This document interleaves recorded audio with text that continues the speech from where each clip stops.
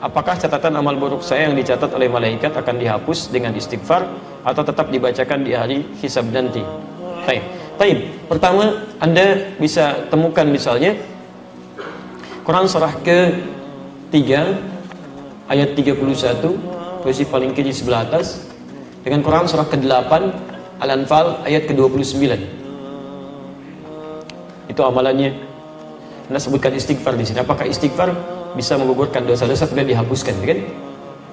Terus istighfar spesifiknya di Quran surah 51 ayat ke-18. Qul in kuntum tuhibbunallaha fattabi'uni yuhibbukumullah wa yaghfir lakum dhunubakum. Wa yaghfir lakum dhunubakum.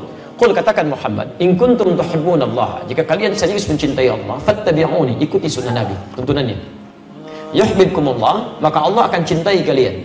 Jadi kalau bapak ibu ingin dicintai Nabi, dicintai Allah bahkan, maka diantara caranya, wasilahnya, ikuti sunnah Nabi. Dari mulai bangun sampai tidur lagi.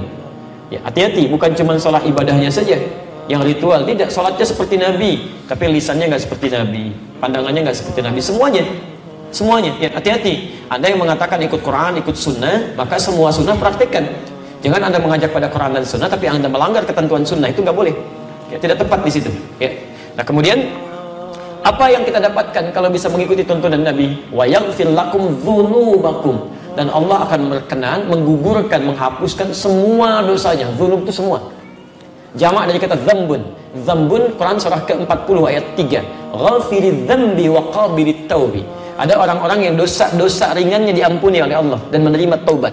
Kalau sudah banyak kalimatnya, bukan dzambun lagi, dzunubun, luas. Maka diampuni dosanya, digugurkan keseluruhannya. Bahkan kalaupun berlebih disebut dengan israf, banyak dosanya tak terlukiskan, bunuh orang sekian dan sebagainya, ya, masya Allah, pernah berbuat ini berbuat itu, langgarannya banyak, disebut israf. Quran surah 39 ayat 53. Qul ya ibadiyalladzina asrafu ala anfusihim la taqnatu min rahmatillah.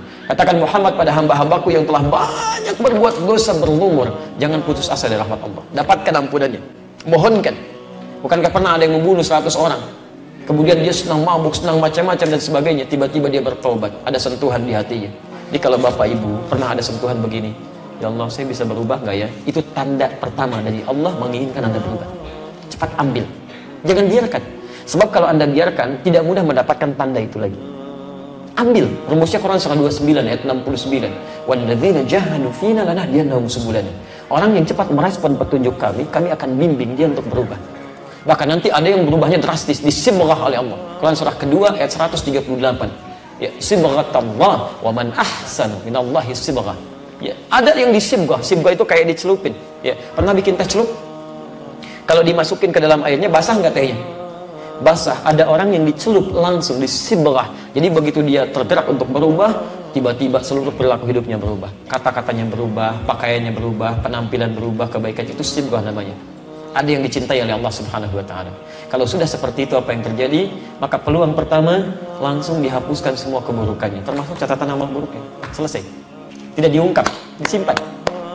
Ya. Kalau dihapus masih ada nggak? Sudah, kalau dihapus bersih itu habis, selesai. Nggak ada apa yang mau dibacakan, dihapus, dosa dihapus. Bahkan ada di antara mereka yang masuk surga tanpa hisab. Ya, bukankah sahabat Nabi Umar bin Khattab radhiyallahu ta'ala anhu masuk surga tanpa hisab? Siapa Umar sebelum masuk Islam? Tapi nggak pernah disebutkan sekarang, nggak pernah dikenang yang seperti itu, berubah menjadi kebaikan. Ya, lihat, Umar dulu menjadi musuh Nabi, keras terhadap Nabi, didoakan oleh Nabi, masuk Islam, hasuna Islamu, bagus Islamnya, berganti kebaikan dari keburukan. Ya, Quran surah ke-11 ayat 114. Indah sekali. Apa bahasanya? Ya, aqimis salata tarafai minan nahar wa zulafan minal lail innal hasanati yudhibnas sayyi'at. Ketika banyak berbuat baik, keburukan-keburukan akan dilupakan.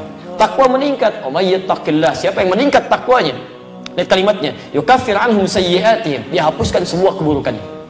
Diciri orang yang tobatnya diterima, dosanya diampuni, maka akan dijaga oleh Allah untuk berbuat dosa yang berulang. Dijaga, matanya memandang yang baik, kalimatnya baik, semua bagus, takwanya meningkat, ibadahnya rajin. Apa kata Nabi? Umar masuk surga tanpa hisab. Hisab aja nggak ada, bagaimana mau dibacakan catatannya? Nggak ada hisabnya, masuk aja. Selesai. Buku kamu ada, dijaga, ditahan. Sudah, kamu masuk aja. Sudah, selesai. Indah gitu kan, ada semuanya. Tapi ada level orang-orang biasa. Quran surah keempat ayat 100, posisi paling kiri sebelah bawah.